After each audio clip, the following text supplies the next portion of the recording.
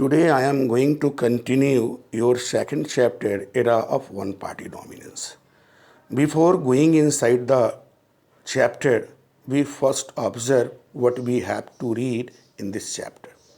The challenge of nation building covered in the last chapter was accompanied by the challenge of instituting democratic politics.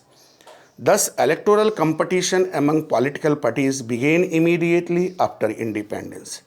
In this chapter, we look at the first decade of electoral politics in order to understand, first, the establishment of a system of free and fair elections. Number two, the domination of the Congress party in the years immediately after independence.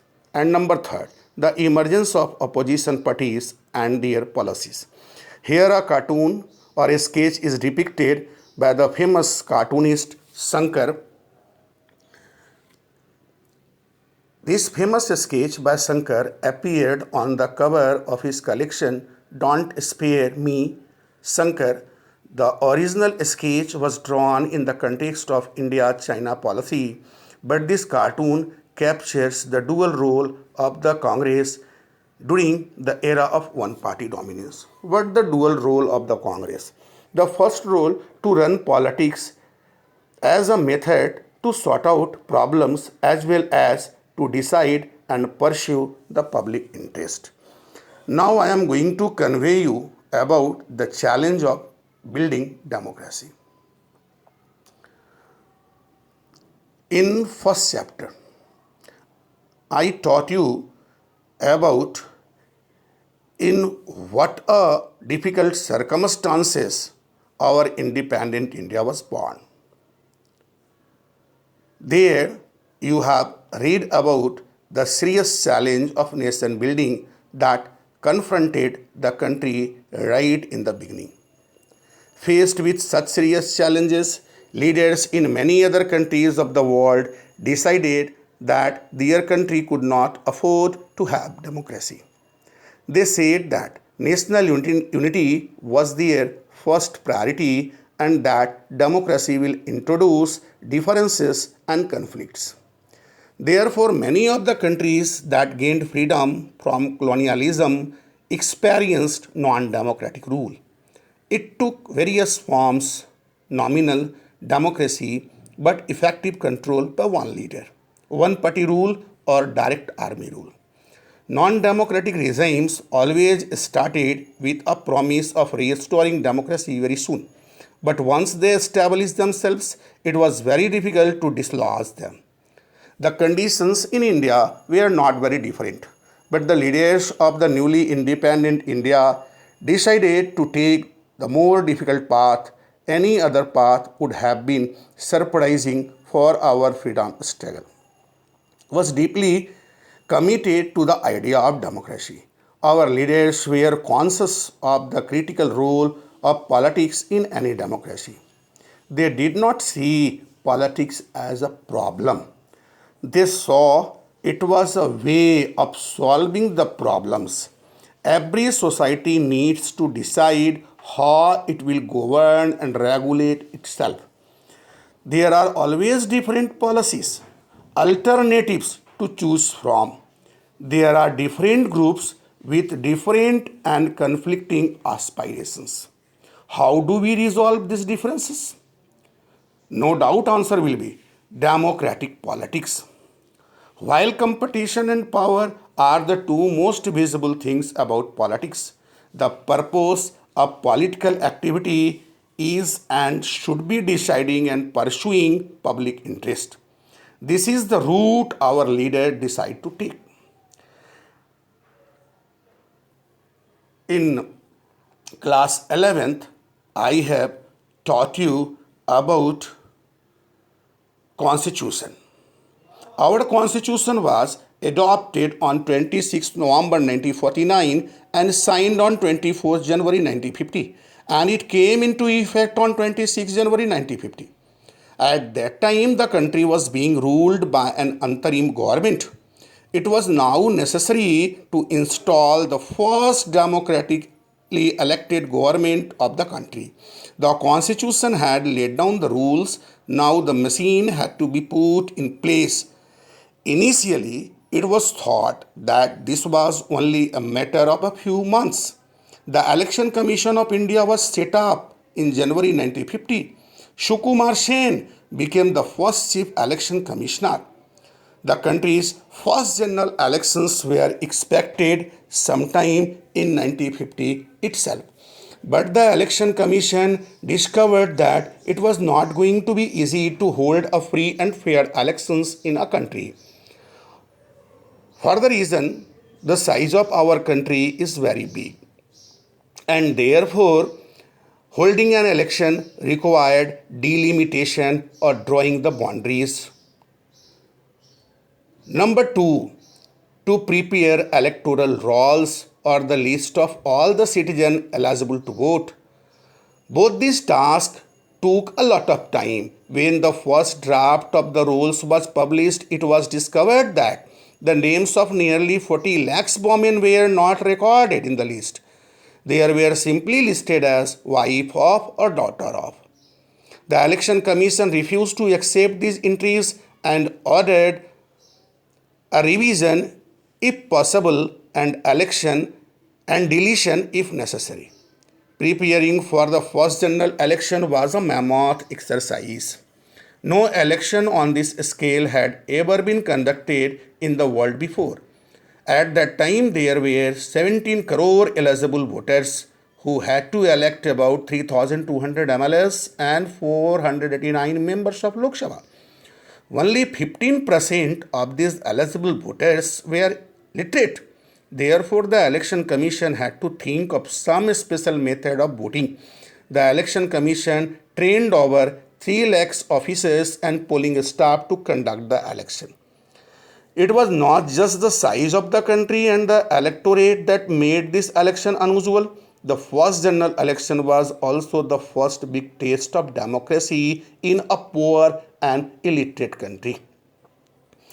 Till then, democracy had existed only in the prosperous countries, mainly in Europe and North America, where nearly everyone was literate. By that time, many countries in Europe had not given voting rights to all women. In this context, India's experiment with universal adult franchise appeared very bold and risky. An Indian editor called it the biggest gamble in a history. Organizer a magazine wrote that Jawaharlal Nehru would leave to confess the failure of universal adult franchise. The election had to be postponed twice and finally held from October 1951 to February 1952. But this election is referred to as the 1952 election, since most parts of the country voted in January 1952. It took 6 months for the campaign, polling and counting to be completed. Elections were competitive. There were on an average more than 4 candidates for each seat. The level of participation was encouraging. More than half the eligible voters turned out to vote on the day of elections. When the results were declared, these were accepted as fair even by the losses. The Indian experiment had proved the critics wrong. The Times of India held that the polls have confounded all those skeptics who thought the introduction of adult franchise too risky an experiment in this country.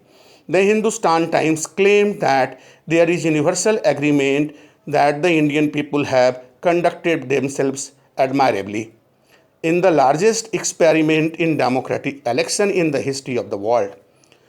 Observers outside India were equally impressed. India's general election of 1952 became a landmark in the history of democracy all over the world. It was no longer possible to argue that democratic elections could not be held in condition of poverty or lack of education. It proved that democracy could be practiced anywhere in the world. Now I am going to convey you about a famous freedom fighter, Maulana Abul Kalam Azad. Original name Abul Kalam Mohiuddin Ahmad, a scholar of Islam, freedom fighter, and Congress leader. Proponent of Hindu-Muslim unity, opposed to partition, member of Constituent Assembly, and first education minister in the first cabinet of Free India. Now I am also going to convey you about a cartoon, a cartoonist impression of the election committee, not commission, formed by the Congress to choose party candidate in 1951.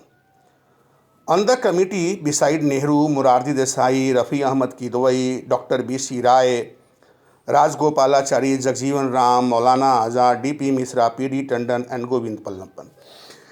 इस cartoon के द्वारा, election committee का जो cartoon बना हुआ है, इस cartoon के द्वारा ये मैसेज कन्वे किया जा रहा है कि जो इलेक्शन हुआ 1952 के अंदर में फर्स्ट इलेक्शन, उस इलेक्शन के अंदर में जो पार्टी, कांग्रेस पार्टी ने जो टिकट प्रोवाइड किया, उस टिकट प्रोवाइड करने के लिए, कैंडिडेट्स को टिकट प्रोवाइड करने के लिए एक कमेटी बनाया, और ये जो कमेटी के लोग थे वो लोग ही कैंडिडेट्स को क्या करते थे, पार्टी टिकट जो है वो प्रोवाइड करते थे. Now I am going to convey you about changing methods of voting. This day we use an electronic voting machine, in short form it is called EVM, to record voters' preference, but that is not how we started. In the first general election, it was decided to place inside each polling booth a box for each candidate with the election symbol of that candidate. Each voter was given a blank ballot paper which they had to drop into the box of the candidate they wanted to vote for. About 20 like steel boxes were used for this purpose. A presiding officer from Punjab described how he prepared the ballot boxes.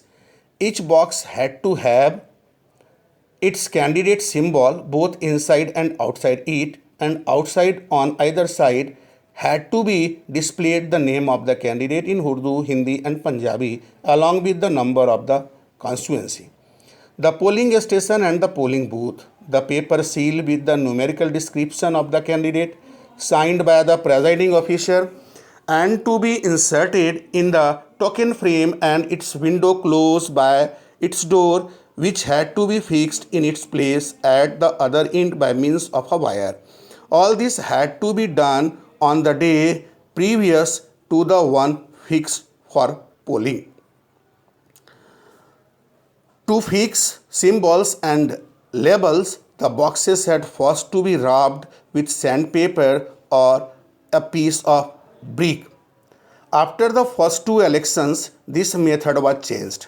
Now the ballot paper carried the names and symbol of all the candidates, and the voter was required to put a stamp on the name of the candidate they wanted to vote for. This method worked for nearly 40 years. Towards the end of 1990s, the Election Commission started using the EVM. By 2004, the entire country had shifted to the EVM. Now, ballot box voting method we can see in Panchayat election nowadays. In my next topic, I will provide you information about Congress dominance in the first three general elections.